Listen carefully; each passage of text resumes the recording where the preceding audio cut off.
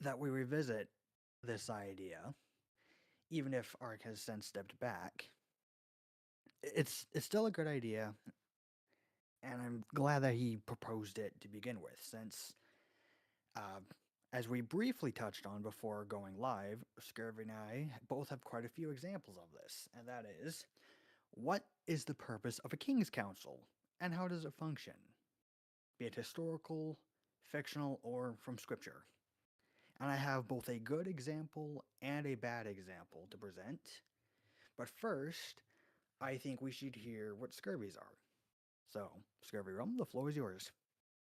Oh, wouldn't you know? I was playing World of Warcraft not that long ago, and the first thing that I was reminded of when I saw the question was the Alliance of Stormwind, which is comprised of many various different races, but its overall ruling is that of the Kingdom of Stormwind. And before Anduin was abducted in the Shadowlands, he basically was, like, did his decisions via council. Like, he always heard people out. He always heard, like, military, like, depending on who's doing the talking, could be like a military character, could be a diplomatic character. He'd always hold like meetings between the various different racial leaders of the alliance, and he and they just hold like councils and make decisions that way. And uh and then once the decision was made, that's when things got enforced. And then in regards to like historical examples, I like when I so I'll give some context here. When I was in undergrad, I studied Ptolemaic Egypt, right? And I didn't really read much about councils, but I did read about advisors to kings. I read a lot about them, and the advisors they were actually very important in regards to how the pharaoh would lead, or the king, I should say, would lead. Though Pharaoh would also fit, if I recall correctly. That's it for me for now. Okay, sure. And what can we extrapolate from the examples that you've given so far? I would say, like a king kind of needs to listen to other people. Like, uh, he should absolutely consider some, like, the feedback that they provide. It's just a matter, like, I don't think he's gonna be instantly swayed, one way or the other. I don't think that makes a good king, is just somebody whose whims can change the moment, an advisor or other member of the council tells them a good idea. Like, these are things that, like, especially important, like, decisions made for the kingdom. Those need to absolutely be truly, like, hashed out. Right. So, here's what I'll add to that. And it's something that this is actually it actually has to do with an argument that's been made against monarchy that we are very familiar with, and it's the example in First Samuel about supposedly monarchy being bad because, well, the Israelites wanted kings because their neighbors had kings. But, we've been over this. It was the Israelites were ruled directly by God, and this was just one way they wanted to be like their neighbors who were not in the covenant. Yep. But what we've also touched on in the past is how so many Trump fans, so many MAGA folk, despite being such democracy lovers, they act like Trump is or should be king. And Which is funny. that's also true. It is. I would Which say is, it's Oh, sorry, I'll let you finish. yeah, which is so funny because here you have us, the monarchist, who recognize that yes, societies tend to function better when there is one person on top in charge, and that authority is kept and maintained through a family lineage. But we seem to recognize more than pro republic people that Yes, not only are people in general flawed, but this, of course, extends to their leaders.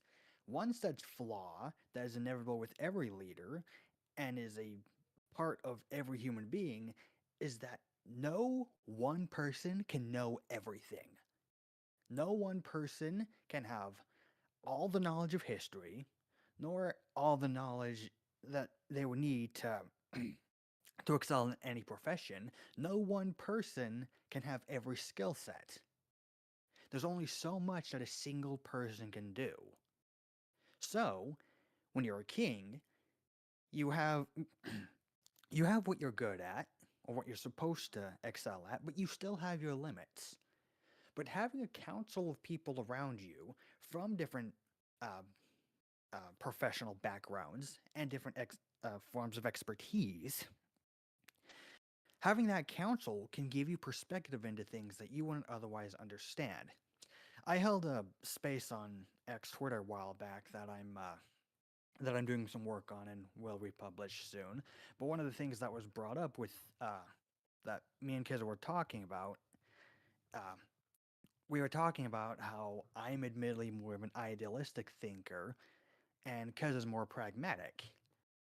And he is that way in large part due to being an engineer. That's what he does. He has to be Oh, pragmatic and he has to be realistic in his thinking because he works with something that is tangible in the world how they are.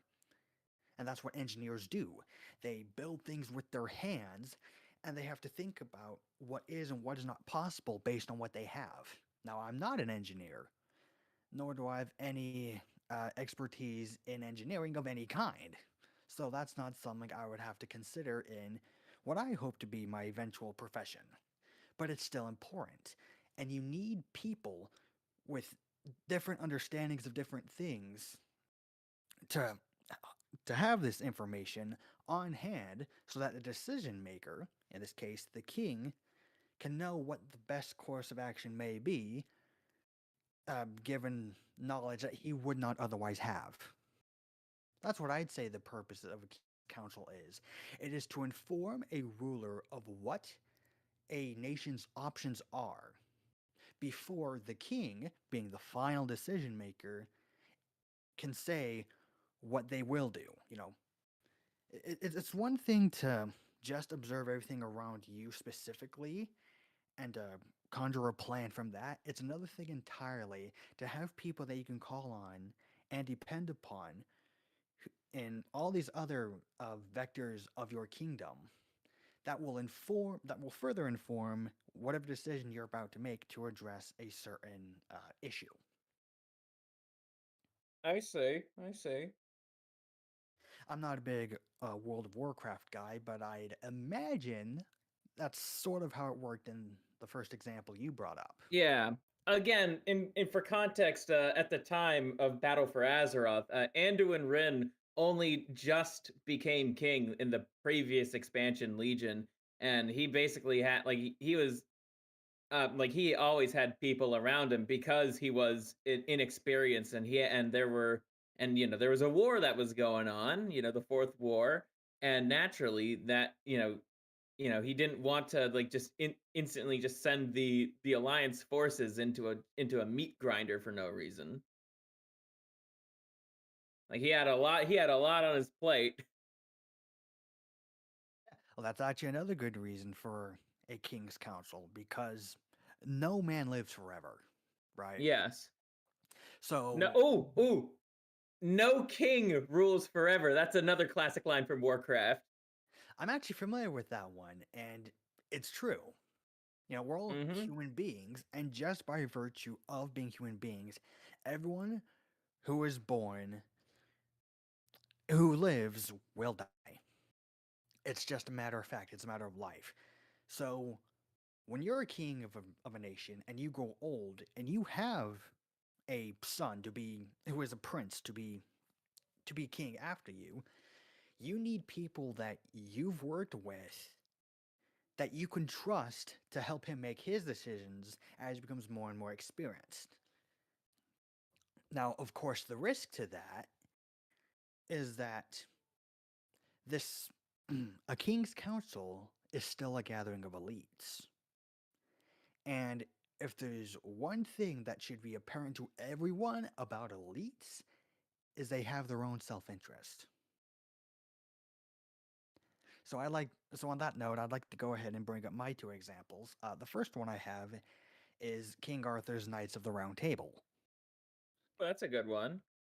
Yeah, so King Arthur was the decision maker, being the king, but he had his knights that he can depend on to deal with other matters where he cannot, such as the various quests and stories around each of his knights, from Lancelot to Gawain to Percival and so forth.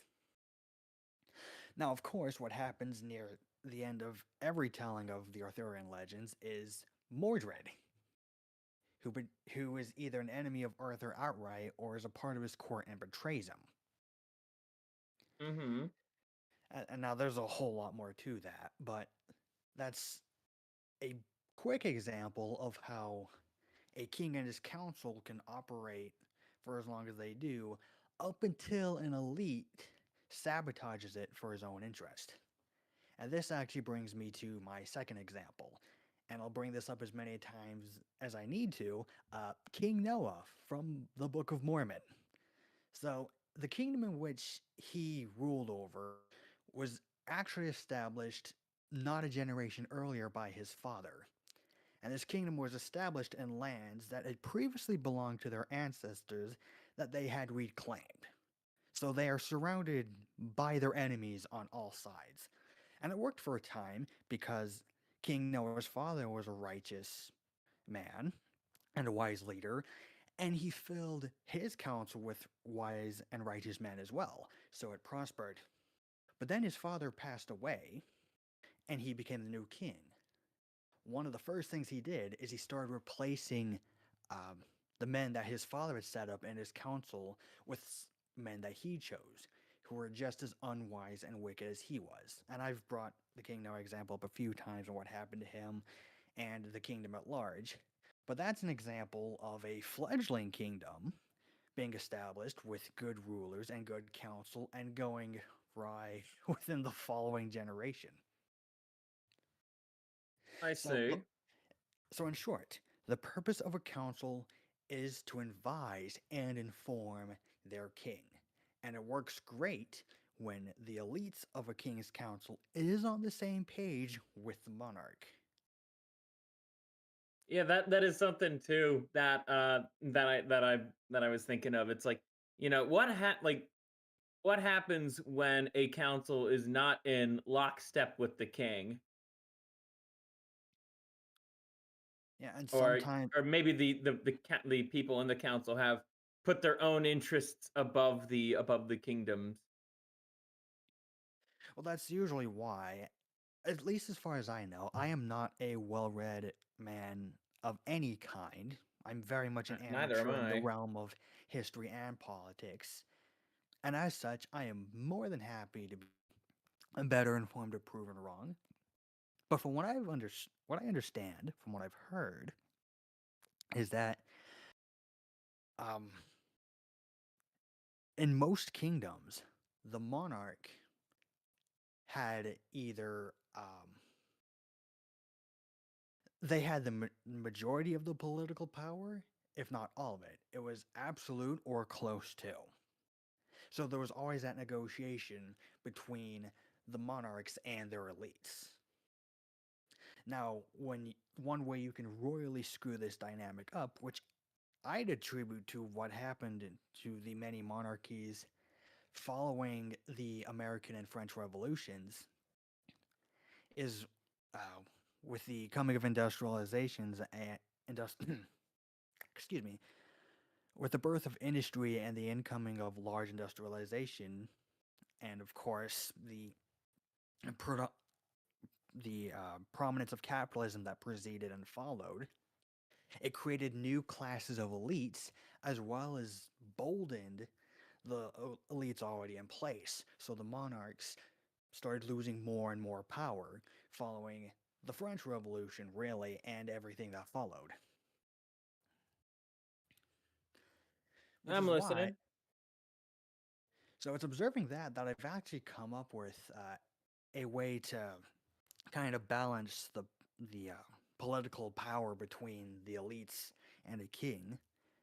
Now, mind you, this is in the context of bringing monarchy back, whether it be to restore it in nations in which it has a precedent, or to install monarchy in a nation uh, which itself isn't familiar with it outside of occupation, i.e., the United States colonies in America were familiar with being under a really another rule of elite since it was a constitutional monarchy, so King George didn't have any real power.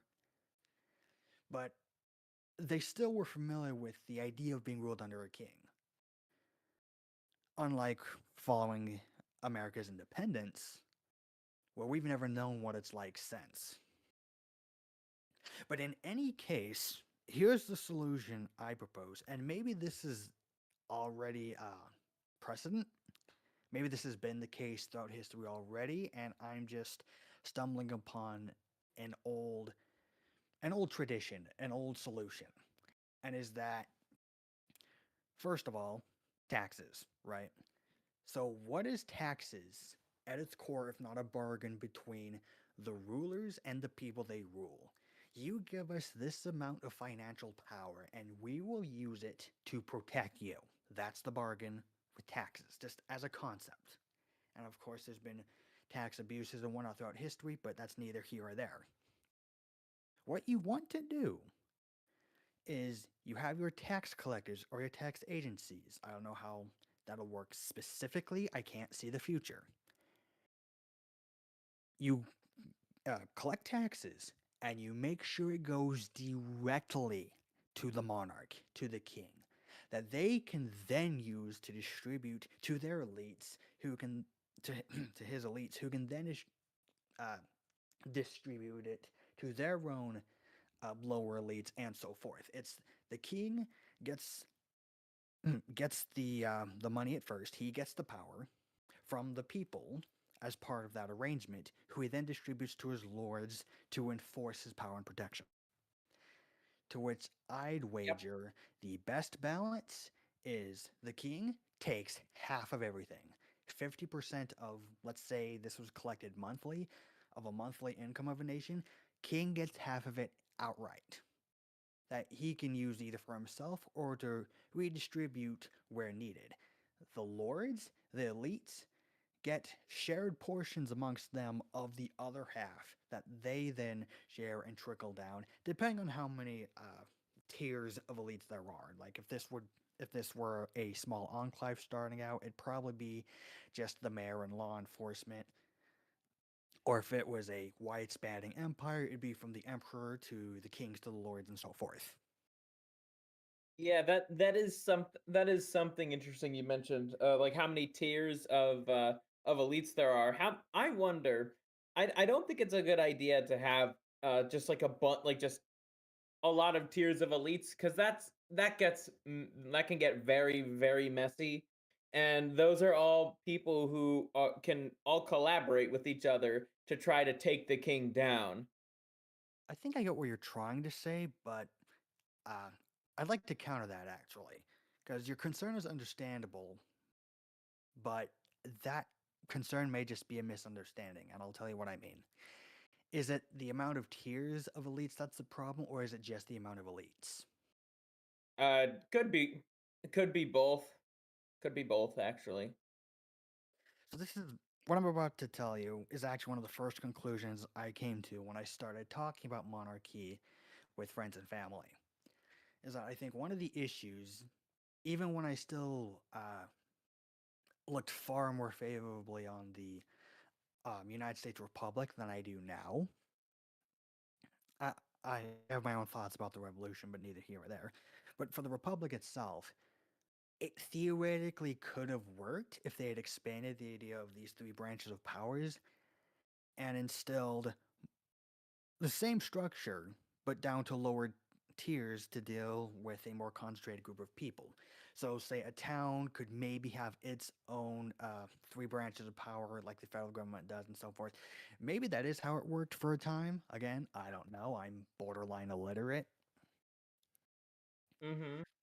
But my point in mentioning that is what we got instead, whatever is the case, is we have one tier with three co equal branches of power, and there's millions of them just in the United States. Now, that may sound hyperbolic because you look at the chambers and you see all of our politicians and are thinking, oh, that's not millions. There's like, what, a few dozen people, maybe 100? But it's not just them, is it? It never is just the ones that we see on TV in courts and in councils. It never is. It's all the people who work under them, right? It's all the people from all these different branches. It's people from maintenance, it's people from military, millions of federal workers. It's it's bureaucratic bloat. And I think that's more so the problem we have in regards to the amount of elites as opposed to the tiers. On the other I end, see. this is actually something I do remember reading a little bit about back when I did went to school. Is a lot of medieval monarchies, they had they had plenty of tiers of elites between the king and the peasantry. But the whole point of this set of elite tiers is that an elite in a given tier can be more focused on the people immediate beneath him, but he'll then have someone to answer to above him, who in turn uh, keeps in mind a wider gathering of people. Which I guess we do kind of have that with mayors and governors and senators and so forth. But I'm talking about you have one king on top, then you have his lords who have their barons, who have their dukes, and so forth. Just one person to represent a territory with someone beneath them to represent a more concentrated territory, and so forth. That in of itself, I see no issue with. And I'll reiterate, that's not the problem I think we have. I think we have the opposite problem. There's just too many people in those positions to begin with. Too many. I'd also say too many. Just unqualified. I'd put that in there too. They lack the. I would say they lack the IQ to properly pursue politics in the first place. Oh, well, of course, but that's just a feature of democracy. Yep. That's great knowing it's really great knowing that there are people who have lower IQs than I do that are in office that are making very important decisions for their county, the state, or the federal government. It That's great. That's great. Well, unfortunately, I don't think it's just about IQ either, since mine is pretty. I'm a I'm a pretty average guy as far as intelligence. If you consider just some of my attributes, this is just the conclusion I've come to just as I've reflected upon decisions I've made in my life. Um, I don't know if you ever saw this, but I mentioned it to you guys, or it was in relation to a comment I was making. Anywho, that I've taken multiple IQ tests and they've all been drastically inconsistent, but I have been able to find an average. So in that average, I barely make it into the triple digits. So, given how the average person in a Western population has an IQ about 100, right? Yeah. Okay, there's a whole bunch of factors to that intelligence. There's different intelligences. There's spatial intelligence. There's mathematical. There's lingual intelligence. There's different kinds of intelligence. Yeah. If we were suffering entirely from a lack of intelligence problem amongst our elites, what are the chances that they'd be so efficient at screwing all of us over the way they've been the past few decades? I mean, Hmm. I mean, what else do we refer to democracy as? Shadow oligarchy, Yes. Yes. which you do need intelligent people to run wide-scale organizations like the quote unquote shadow government, but we know who really. Yeah. We definitely know that. Right. Sorry, I lost my train of thought for a second. Oh, yeah, no, sorry, got it back. You can be an intelligent, competent person, excuse me, intelligent and competent. I really need to enunciate my words better. You can be all that and still be evil. You can still be seduced Yep. by vice, by greed, Yeah, of your own course. carnal desire. You don't stop being a person with animalistic tendencies just by having higher intelligence. There's a lot more to it Yeah, than that. you actually need to, like, you actually need to be able to resist, like, going back to, like, your basal nature, you could say, going with the first thought that comes to your mind, if it, the moment it sounds logical, so to speak. And chances are that's a case of pride from what I've learned. It's Well, like and that's what do we more often know? than not pride. Well, what do we know about pride? It basically leads to all other sin. Yes, it does. It's why we consider it the worst one Mhm. because it is the one of the seven deadly sins that consistently leads to the other six. Yep. It's always a form of you're somehow better or whatnot. You get it too into your head about something. You got no reason to be you got no reason to feel that way about yourself, but you just do it. You just do it anyways. You're Yeah, basically raising the Lord the middle finger. yeah, pretty much. And personally, I don't think we need to go too further into that. I'd only be reiterating some of the things our Archaeosophy has said that I do think ring true about giving, about wanting a king is really just wanting to give the elites a boss, someone to answer to who has a stake in the nation. And a few other things that we touched on as well in the episode that's already been recorded and would be published shortly. So, unless there's anything you wanted to add to this topic. Honestly, I imagine if we were to tell the elites of our society that they need a boss. Oh, they again, these people think they're better than God. Imagine the fit that they'd throw. Just imagine. I think it'd be hilarious. Yeah, yeah, for sure. It's it's one of the reasons why I think we've seen so much pushback from even the idea of bringing back absolute monarchy, whether it's the No Kings protest or just really comparing anyone wielding any sort of authoritarian might as the equivalent of some kind of king, which gets conflated with dictator. Not that kings can't be dictators and so forth. It's all nonsense, is the point. It's pro democracy, republic loving gobbledygook. Yep. But shall we get on to what the next thing we have on the itinerary? Yes, we should. On the topic of what is best for a nation, is nationalism, excuse me, is nationalism civic or ethnic? By its very nature, it naturally is ethnic. Um, the thing is, because a lot of countries in the Western world are, you could say they're it's not primarily of their ethnic demographic. They might still be the majority, but they're not the overwhelming majority.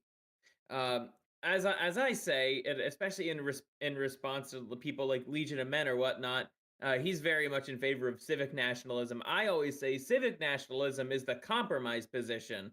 So by the time a real right wing coalition gets into power, it's like I don't think I'm not sure if it's the greatest idea right now to just you do the whole I guess hold on. hold on, let me back this up a little. I was gonna say something stupid. Um, uh, like right now, it's like if you, I know he says if you want to vote, you have to actually, participate. And you got to earn that through service. That's what he says. But in regards to that, it's just like the, but that gets messy. That gets messy too, considering you'd still be working with democracy. I'm just like, no voting period. There no more voting. We tried it, doesn't work. It's cringe and gay. Um, which is And why I think ethnic nationalism just works out better for monarchy compared to civic nationalism. Because to be a citizen, uh, it still means that if the Somali invader tries hard enough, he could still be considered a citizen, which I don't agree with that. Guy was most likely a criminal from his country, and why should we grant someone like him citizenship?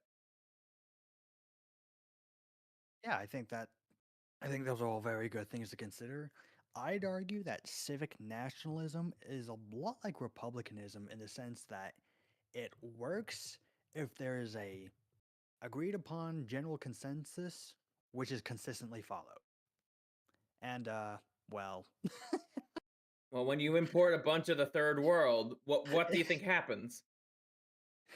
yeah, or if we want to even break that down a bit, when you import people who are not only incompatible with your established culture, but they can't even conceive of its concepts, well, that's just a recipe for just complete Disaster. chaos. Yeah. It's just pure disaster. And then also it's like, so even so, right? Even if you do have the idealistic civic nationalist system, they're like, and we're talking about present day America here, which is very, very diverse, so to speak. Um, you'd still have like unneeded racial tension. You'd still have that, because you have a bunch, like you basically have like a bunch of people from the rest of the world living here. It's not just like people who were like just other white people from Western Europe importing over here, or even like Eastern Europe, or like Central Europe.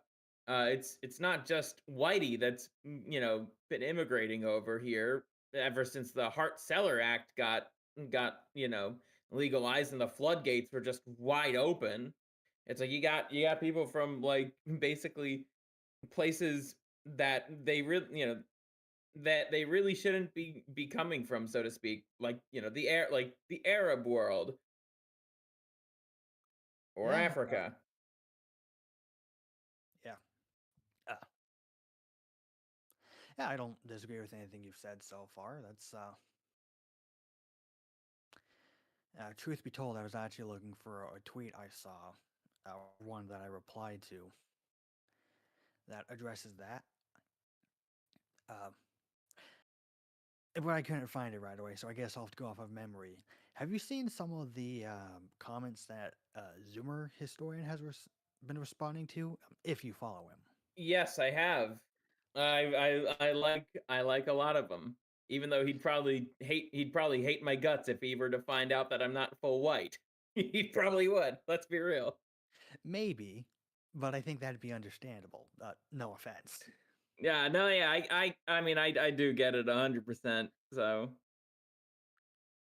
So that's actually an interesting topic on its own right that I think we can touch on in a minute because it's kind of related. But I actually want to address I suppose for the midwit and dimwit mind, a very valid concern about what makes a homogenous nation. Because a lot of the counter arguments I see brought up to people wanting to live in homogenous societies, is they'll always bring up some exception of someone from a different ethnic background or culture who has been able to integrate. To which I'll great. say, That's rare, extremely rare. yeah, uh, it's an exception, which, well, what do exceptions do? They prove the rule. Yes, they do. It's almost as if general statements on their own right are not very specific and either require elaboration or encourage further discussion. But of Yep. course, that very idea requires its own kind of online literacy that's largely absent.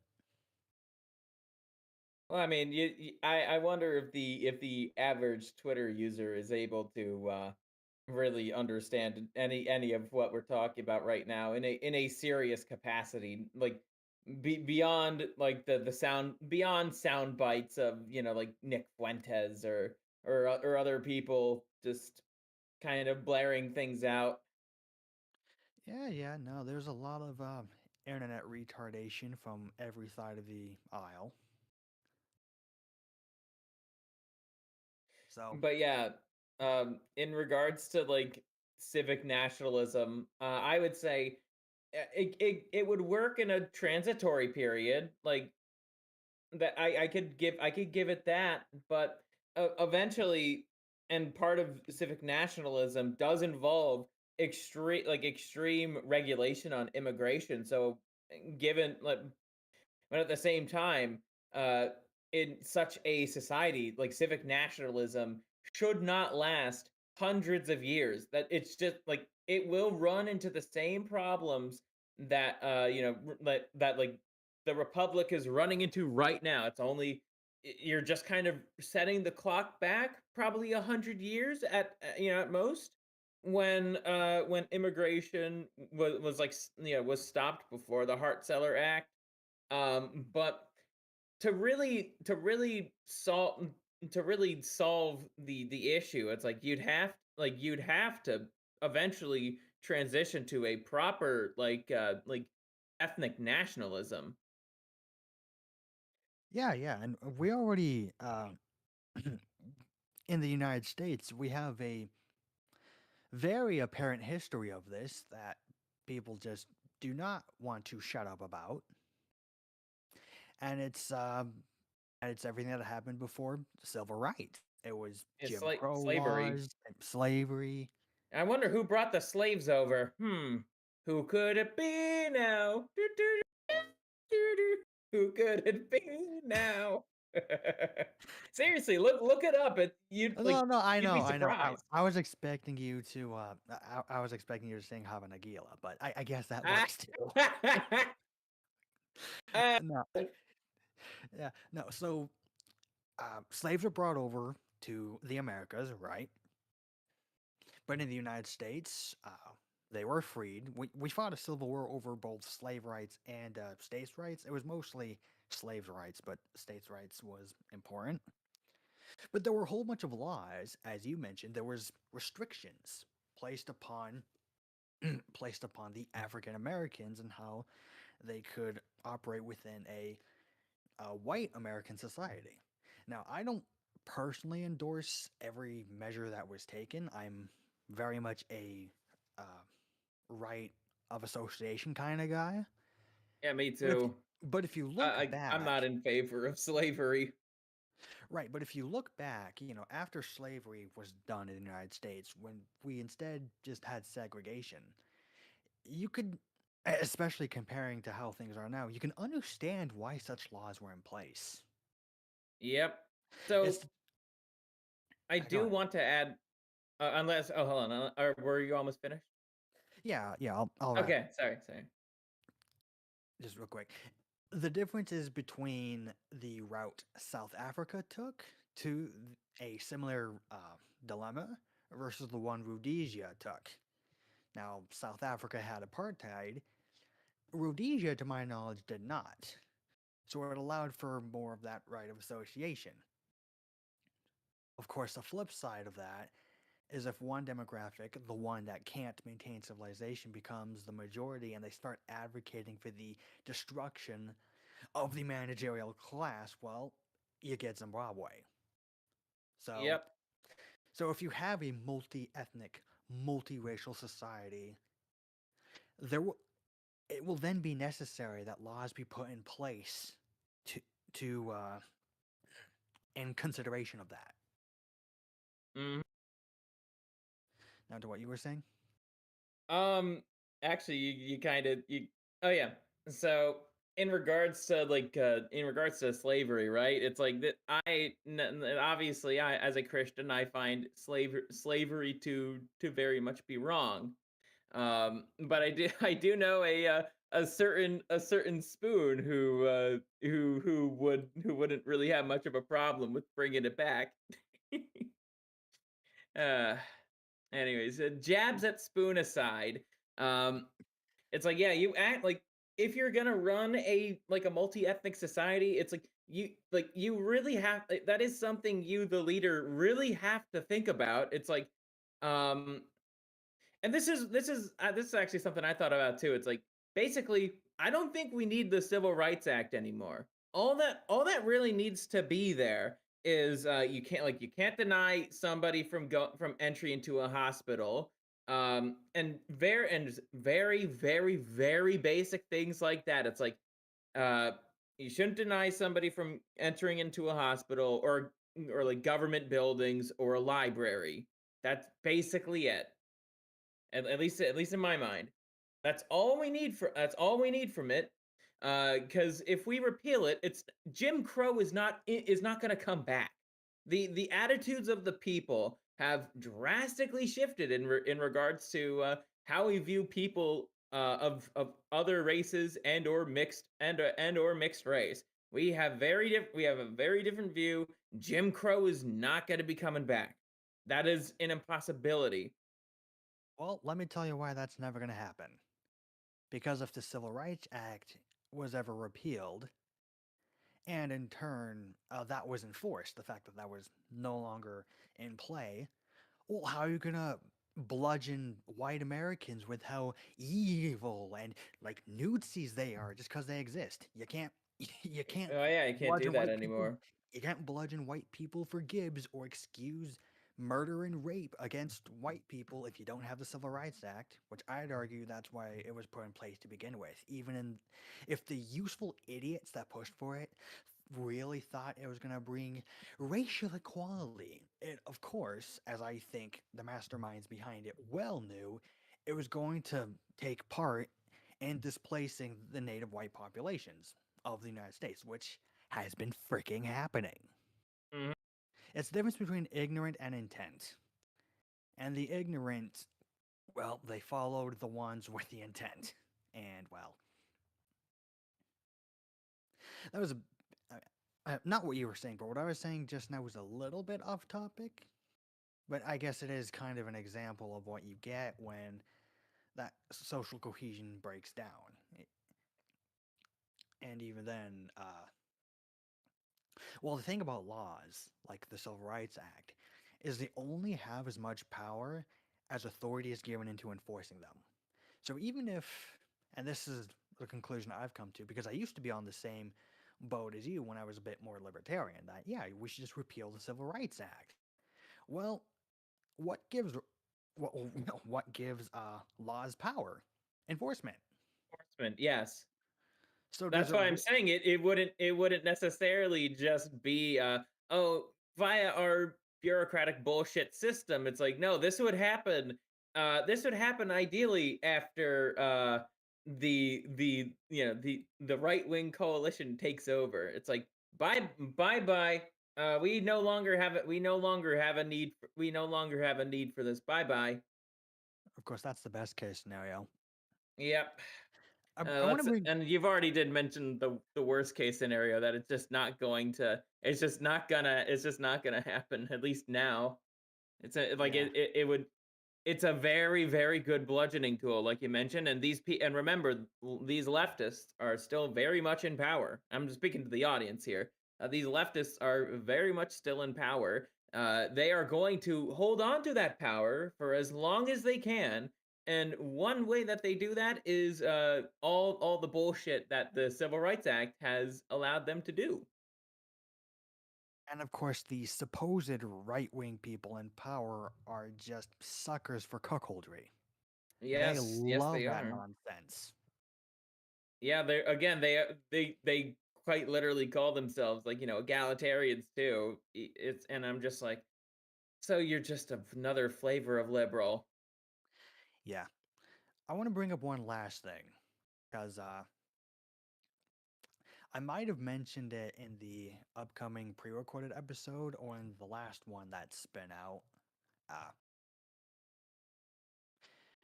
it it's one aspect that has been making up triarchism, the uh, the political and ideological framework I've coined and been working on.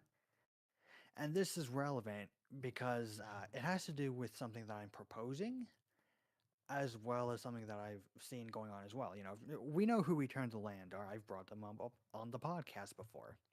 Yeah, you I have. want to read a few posts on X Twitter by Arvel, I guess you can call him the CEO. I'm not sure if that's technically the right term, but in any case, he's the guy in charge, to my knowledge.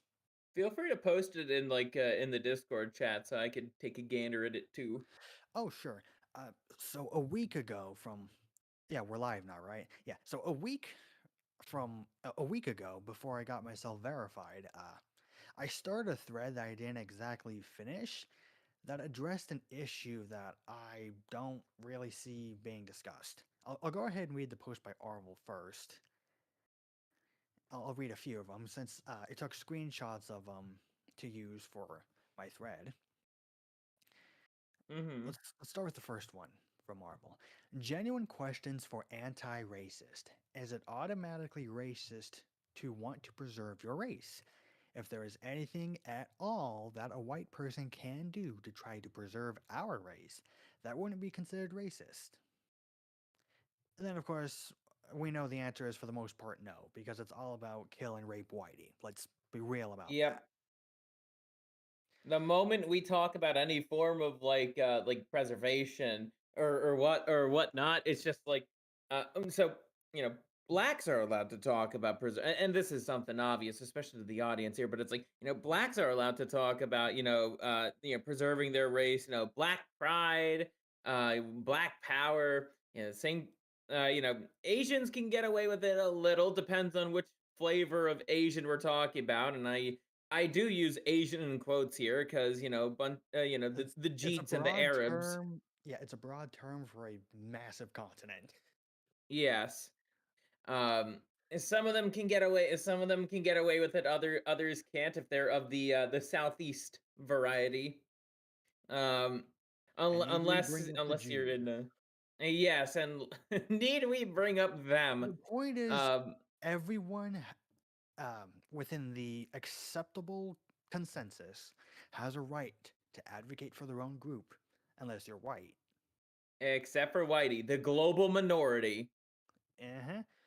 So yeah,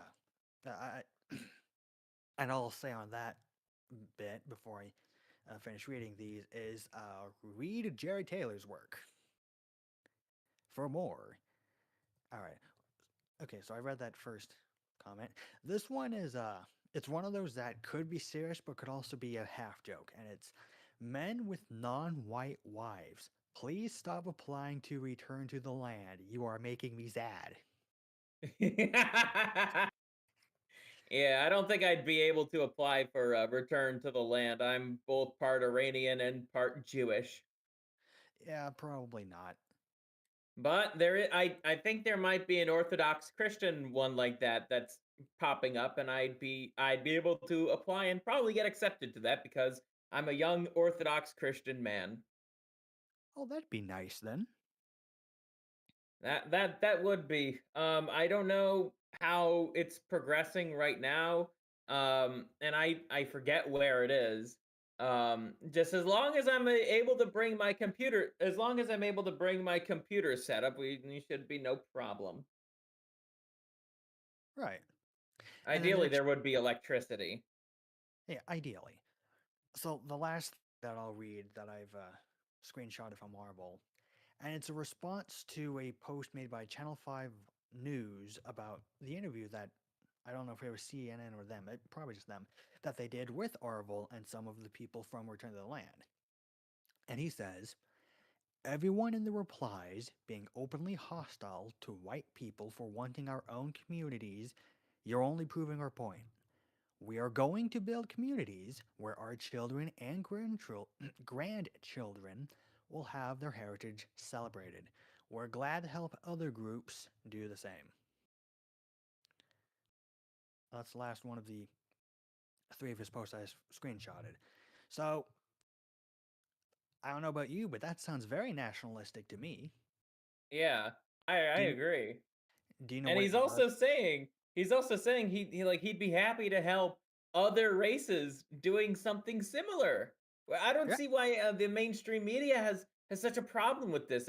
Like if if he is very much like wants to help other people of other races help preserve their unique heritage and culture.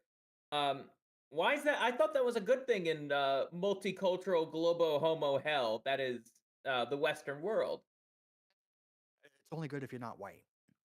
Ah, right, right. How could I forget? It's Whitey doing the offering, so it's like, well, what's the term? It's like white savior complex. Is that the term that they That's the make? one. Yeah, it's it's white savior. It's white man's burden. Which white man's burden, if we look through history, is very much real. But yeah, that's the I've never heard of that phrase.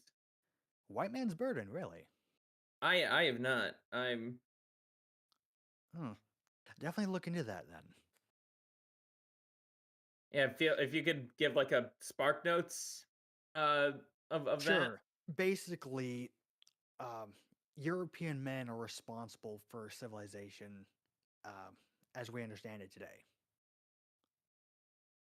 It I was see. it was through the efforts made in our own European history with all of our own flaws and triumphs that we exported with colonialization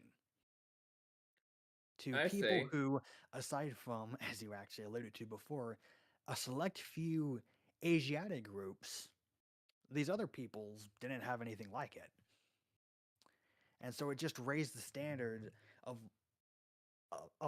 living and of their own values for them. I see. I see. So I guess just to kind of cap off this section here. Yes, Scurvy is very much in favor of ethnic nationalism. Though I do think there's some parts of a few small parts of civic nationalism that can apply that are great for for the moment of history where we're living in, where we still are living in multicultural hell. But ideally, we'd quash immigration. We'd also deport, you know, all the H-1Bs, the illegals, and the people basically here to take advantage of Gibbs. They'd get the fuck out of the country.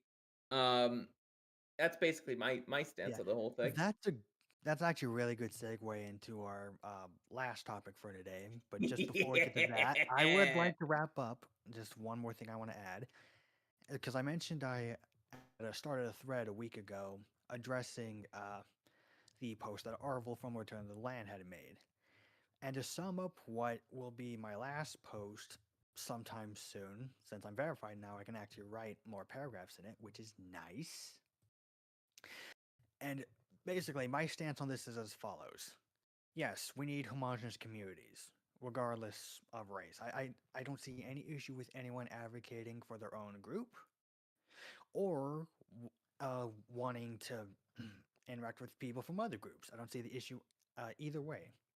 So, in my case, suppose I started an enclave, I am more open to including mixed race people just because I am empathetic for guys like you and Archaeosophy. You know, people who are mixed, but they still want to be around other whites. I think that's understandable. But of course, the drawback to that, which is why I am perfectly fine with people being purist with their own enclaves, is you're still bringing that non-white admixture with you. Even if it will yep. not be an issue in a few generations, it's still present. So Hey, yeah, that's why we I, got the faith. That's why we got the burgeoning faith ones that are coming up. yeah, I know that'll be a good way to address this. Hmm. But now on to our last topic. Yeah. Let's see. We're gonna talk about deportations, baby. We yes, yes, we are. So I will very, very, very briefly give my position on some of the things I've been seeing on X Twitter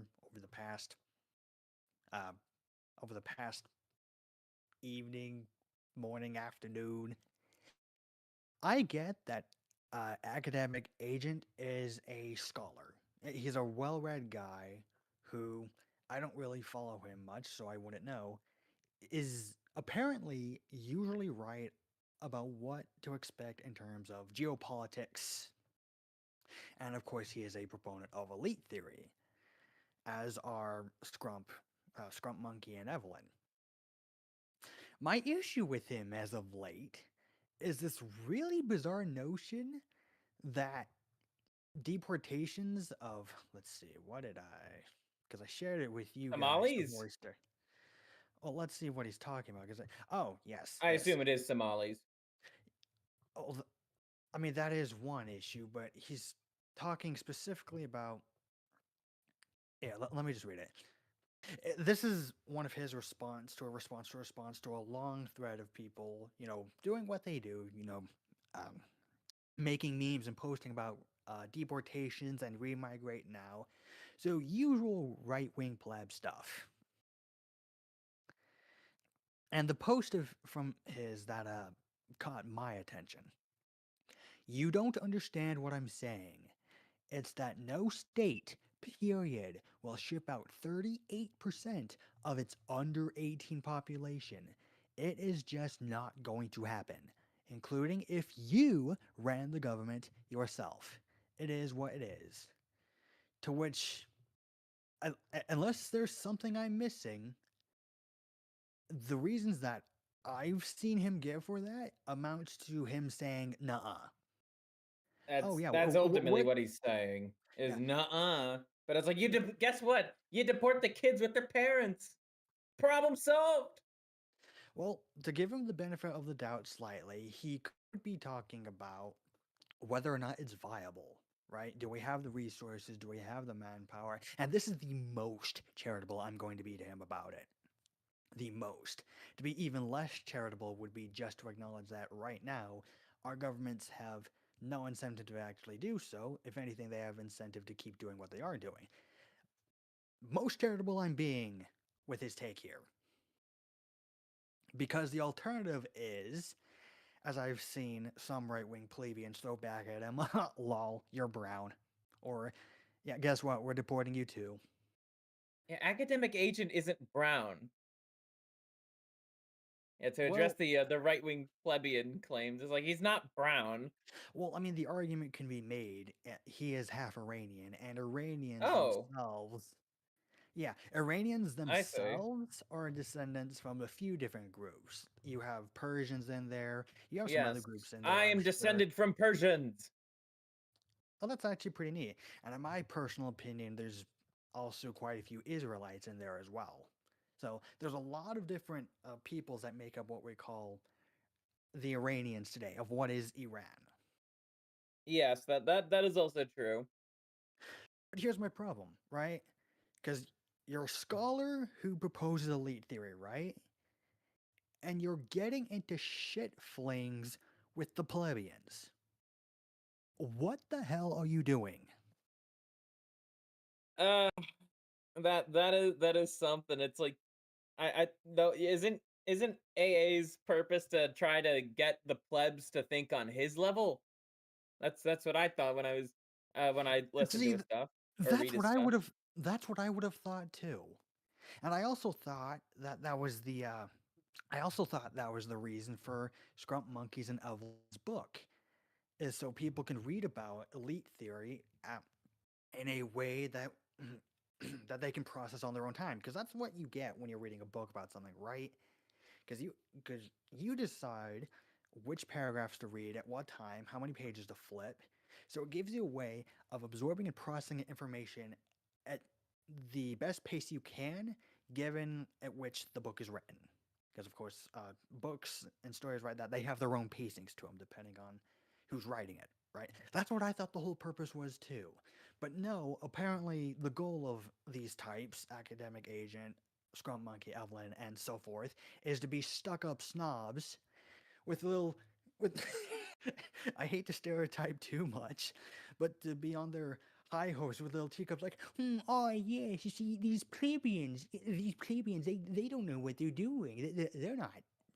Why can't they just be smart like me? They're so stupid because they say the things they want. It's like, oh But yeah, AA, you're not in power. You're also not in power.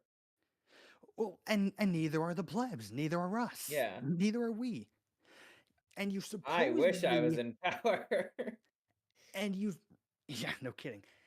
And you supposedly understand this. Supposedly you're aware of this. That's the whole point of elite theory, right? More or less. And I'd definitely like to have someone elaborate on that since it's something I'm still learning about. The whole point is people are elites because they have power, or they get power by being elites. Whatever's the case, that is why they are the elites. It's because they have that power, and we clearly don't. These online scholars don't. We, the plebeians, don't. You supposedly grasp this. You propose this. And yet you don't see how it is not at all beneficial or really just reductive to get into to get into shit flinging contest with random commenters online. What are you doing? Yep. I think it's you know what AA was doing has been a little out of character for someone like him. That's me being charitable. Look, I like getting in the mud too. But I thought your whole thing AA was to be above uh getting into the mud with the orange and the pigs. Here's the thing. I wouldn't even take issue with the idea of people like Academic Agent being in the mud if they weren't doing so by staying in argument and continually reinforcing that argument, all while, when pressed upon why it is a valid argument, you just, fold your arms and pout and go, nah. Well, hey, Nuh-uh. you know what? We're not in power now, but let's say we get into power and we just deport all the people we don't want here. And I actually remembered the post that that I wanted to bring up before we got to this topic, but it has to do with it. I think it wasn't Zoomer Historian, but it was someone else. Let me just see real quick. See, real quick. Let's see who it was that reposted this. Uh, well, I have two of them actually. I'll read Zoomer Historians first, or at least the first paragraph. Remigration is a gargantuan task. If you're a black pill merchant and throw huge numbers out there and say it isn't possible, some people might believe you. But who said we're doing it all at once? Remigration is a process. Okay, this was the post I was looking for. And I'll just read those first few sentences.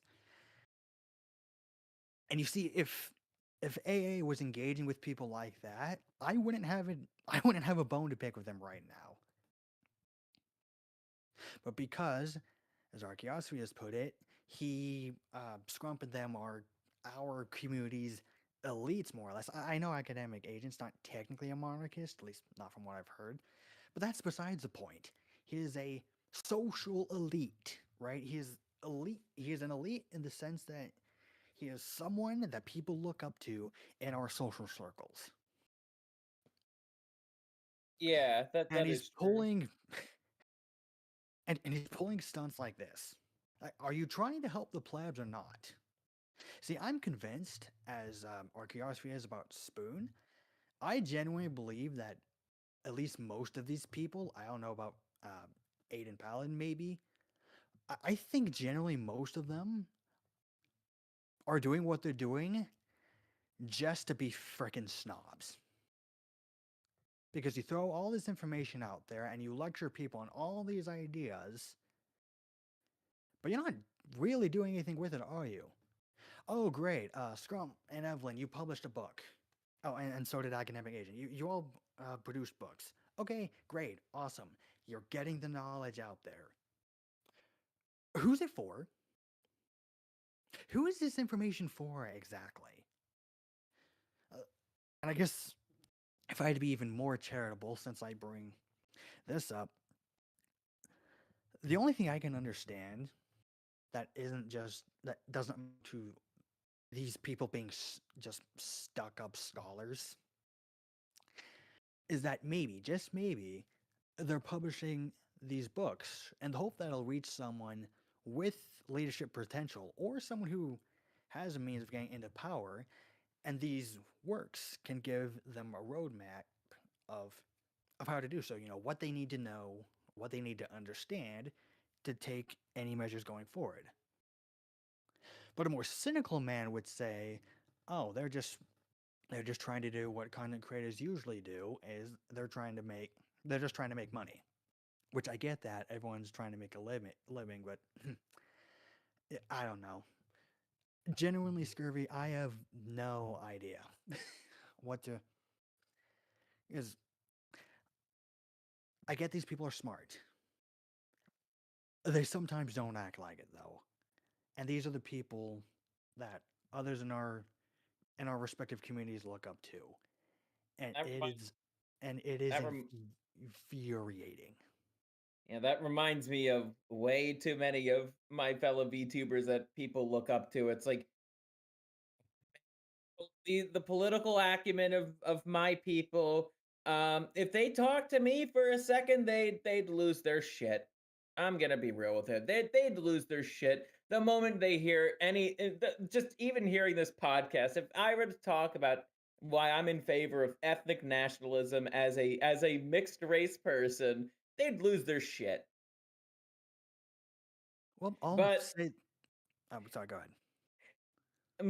I think they'd especially lose my shit, especially when I start talking about what should be done about all these foreigners causing trouble. Of course, there's all Uh, sorts of answers to that, given yes. depending on each circumstance. I guess I'll cap. Um, I guess I'll cap today's stream off with this, and I'll say this outright if I haven't made that clear already. I know I'm a pleb.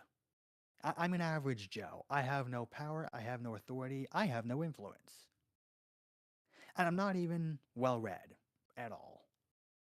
And yet, I seem to understand that if you're someone who is well read, someone in authority, and if you decide to get in the mud with those who are not of your acumen, you should at least have points that don't amount to "Nuh-uh, nuh-uh." You should try to argue on their level.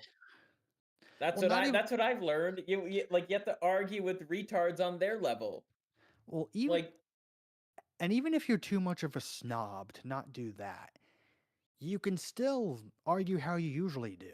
You know, and I think you're right in the sense that this lack of articulation is out of character for him, or at least it seems. Like I said, I don't follow Academic Agent personally. I just follow people who do, and so I see his stuff in my feed. I know that I know that he has some familiarity with with blood sport with good old internet blood sports. You know, that's just another funny way of saying high intensity internet debates. He's I know he certainly has been part of that. I But I think there is a difference between internet blood sports when both people are highly intelligent but very rambunctious individuals, like Andrew Wilson or Undead Chronic. And then there's you have the high intelligence person talking to somebody who is rather it could be a midwit or a bit more on the lower end of the IQ scale, and it's just like Such as I don't think he really myself. has I don't think he has enough experience in that regard compared to someone like Andrew Wilson, because Andrew also does debate against like people who I'd say are nice room temperature IQ. Um he does do that, and that those videos are pretty popular on his channel. Yeah, He debates some of the smartest people in the world, some of the like some of the some of the dumbest. It's just he knows how to like change his tone to fit the or to fit the situation. right. You said a while ago that when you're debating or arguing with someone less intelligent than you should explain at their level, right? Yeah, that's what I Wh- was doing yesterday. Like Yeah, the guy I was arguing with, it's like I was tempted to mention the Tower of Babel, but it's like I don't really feel like getting into I don't think he would get what that means. So so tempted as it was, I decided not to use it because it's like this guy's a materialist. He only understands things if they are physically tangible. So I'm going to play devil's. I'm going to do a little bit of uh you know uh trying on his shoes, so to speak, and when walking in them for to try to eventually win the race. I hope that analogy makes sense. yeah, no, and I would agree with you on that point. I was just about to ask, what do you think the odds are that academic agent is really just going on, me in response to this asinine point that I've highlighted as his way of trying to speak on the level of who he probably thinks and on some level is true, people who are less intelligent than him. I'd say it's petty if that's the case, but being even more charitable than I've been, I guess that's still technically an option. Of course, that still doesn't explain why he's still that way with people who do engage in his argument honestly, like Zoomer Historian. I know Zoomer Historian was going off, and that was very funny to No, read. he's a very fiery individual. He's Yeah. capable of articulating himself pretty well, but he's also someone that, as the common user does, it will just post like memes and I wonder why Zoomer Historian got banned. Hmm. I wonder. oh, off of YouTube, yeah. Yeah, I wonder why he got banned off That's YouTube. actually what's hilarious. What is the most hilarious part about him is that in his videos he is so concise and calm and clear, and for the most part he's just not that way on Twitter at all. It's like it's like the exact opposite. It is really funny. But I also think he does say a lot of truth on Twitter as well. Yeah, and he at least argues his points. I'm not saying academic agent or any of them haven't argued their points. I'm just pointing out this one instance that really freaking bugged me. And yes, I am petty. Deal with it. I guess we're all. I guess that is part of human nature is to be petty. I could be that way. I could be that way too, Yeah. as I have been. Not Well, in who this knows? podcast, Maybe but someone will especially on stumble on. Twitter. Yeah. Who knows? Maybe someone will stumble on this live stream and comment under it, white knighting from him, saying, actually, Triarchist, you just don't understand that academic agent is playing some 4D chess. Like, yeah, whatever. I am an 11th dimensional being. I am very good at 4D chess. I could whoop his ass this way all the way to Sunday and next week. It just being that's just being an orange. Yeah. Yeah. No, it wouldn't be so irritating if, and I'll say this as many times as I need to as well, if people like Aiden, Paladin, and Scrum Monkey and Evelyn and Academic Agent, you know, these are well read people. That is clear if you read some of the things they write. And for the most part, they seem to know what they're talking about in their respective fields. And then you have one of them go and do something like this, just responding like a purely petulant child. That's what this is. It is just plain childish to respond this way. To, sure, lots of memes and rage baiting and pleb posting, because I'm going to start calling it. But responding this way to actual valid arguments as well, it's pathetic. It should be beneath you types, addressing you, not you personally, Scurvy, or the audience, but who am, but our social elites directly now. It should be beneath you. Getting in the mud is fun and fine at all, but if you're gonna try to be all snobby and lord it over our heads just how much smarter you are, you probably shouldn't stoop below our level. Yes. When you try to roll around in the mud pile the orange has declared as his, well, you might get destroyed physically, spiritually, and conceptually. That's just my body doing its thing. So roll around in my fourth dimensional mud pile if you want. Just use some discretion. Yeah. Well, that's all I've got. Unless there's anything else you want to add to everything we've talked about today. Oh, I wanted to talk about deportations for a little bit. Oh, yeah, we can still do that as long as you still have time. I understand you have Yeah, somewhere to be I in a got a bit. few minutes. I got Oh, a yeah. few minutes. Oh, yeah. But Yeah, go ahead. basically, I do think our government is just very fucking lazy. They don't want to do what needs to be done. Um, and also there are plenty, and I mean plenty of legal American citizens, like actually legal and assimilated. I know, rare thing, very rare thing. Um, who would happily do the jobs that these people are being hired for an actual living wage. It is feasible. It is absolutely feasible. Our government doesn't want to fucking do it.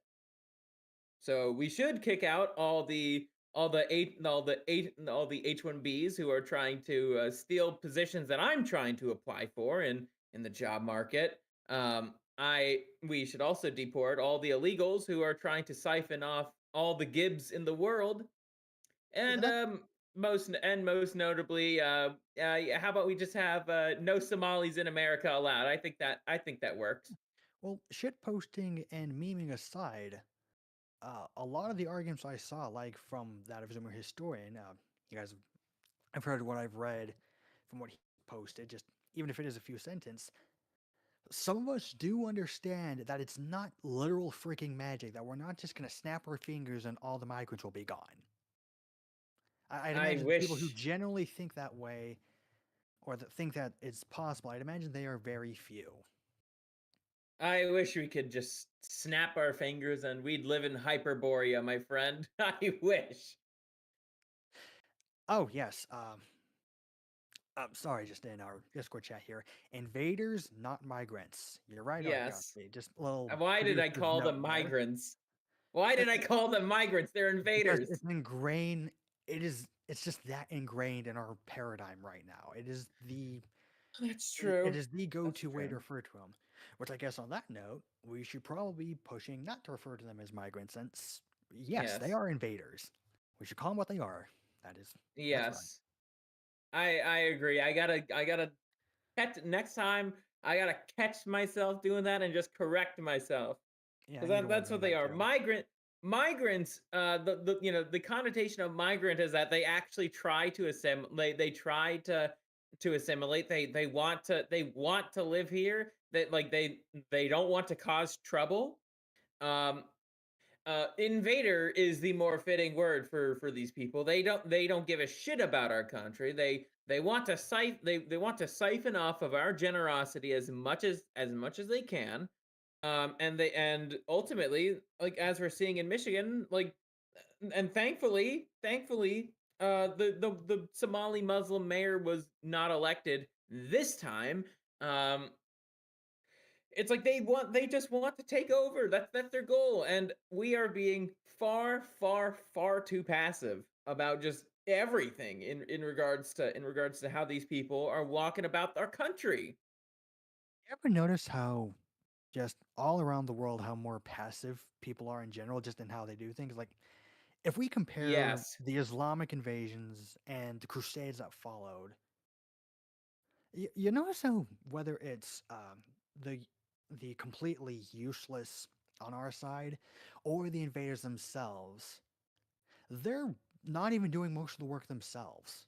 I mean, for goodness sake, they're being brought in to our homelands using our money at the behest of our elites.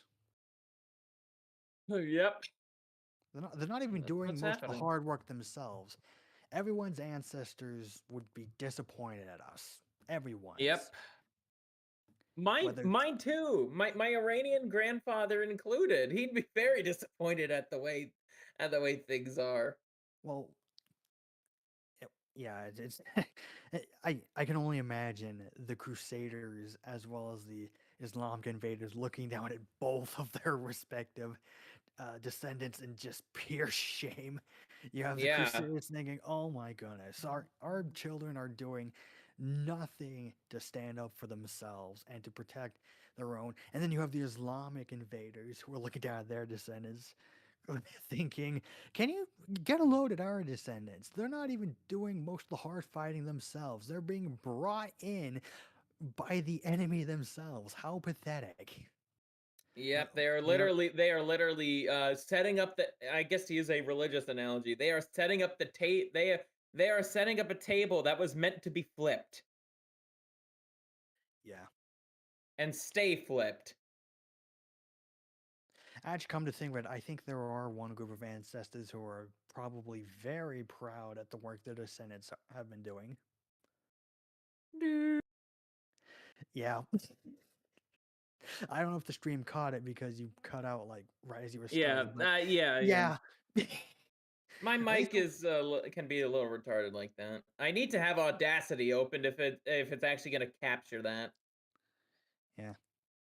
Well, I bring them up because in comparison to the Christian Crusaders and the Islamists, at least their descendants have maintained the tactics that their ancestors developed and have Yep. successfully executed them.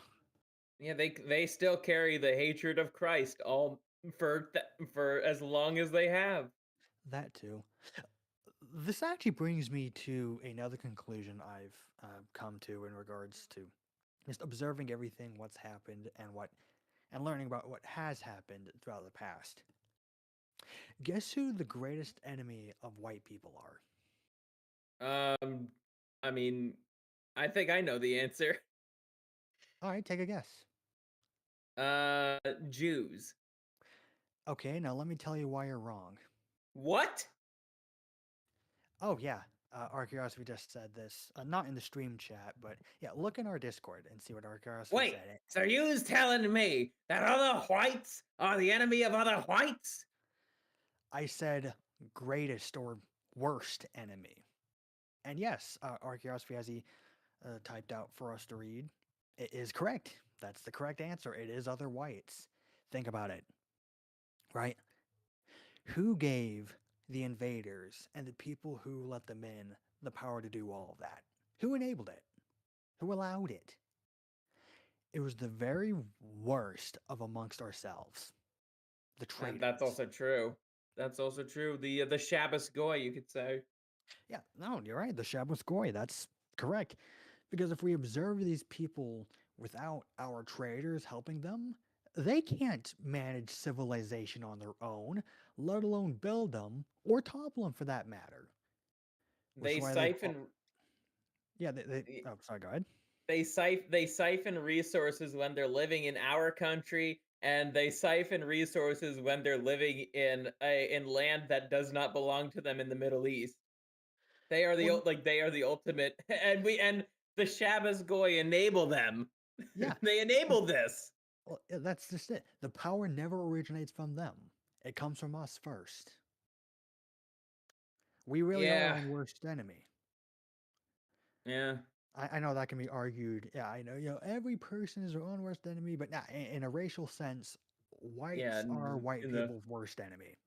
Our most yeah, effective, I should say, because they allow and enable what our other enemies are doing. The Jews and the Muslims would not have gone anywhere where they are today as far in their war against us without our own traders. It's just a fact. yep. From today to back in Toledo. Yep. And then But I think Scurvy, uh, it does look like yeah, you're gonna have to go yeah. here in a second. Uh, Yeah, I feel like we said I felt like I said all that I wanted to say. yeah, no, I think we've covered a lot of ground today. And Oh, last yeah. thing, just a comment to Arcurosophy here, who, just brief reminder, has and will be taking a producer role from here on out. Uh, if you have something to add to our conversation, please add it to the live chat on YouTube. So that way, I think it'd be good for the audience to read it too, since I do think even if you're not going to be on here anymore, you still have valid input that I think That is should be true. heard. And we'll do. Awesome. Yeah, I think we'll call it here. Yeah, this is pretty good. This is a pretty good podcast. Yeah, it was, it went very well. Just bearing in mind that the artist took over. Ha! That's fine, that's fine. So I just thought it was Especially at funny. the end. I just thought it was funny. Just, last thing, aside from Argyos himself, Scurvy, I've noticed you've been the most consistent appearance on the podcast. I got nothing better to do if I'm being honest. I got nothing else. I got not much else to do. And I, I'm trying to seek employment. Um but and because of that I do have a lot of free time. yeah, sometimes I wish I was in the same boat. All right, well, that's all for today. Thank you everyone for listening, and well, we'll see you all next time.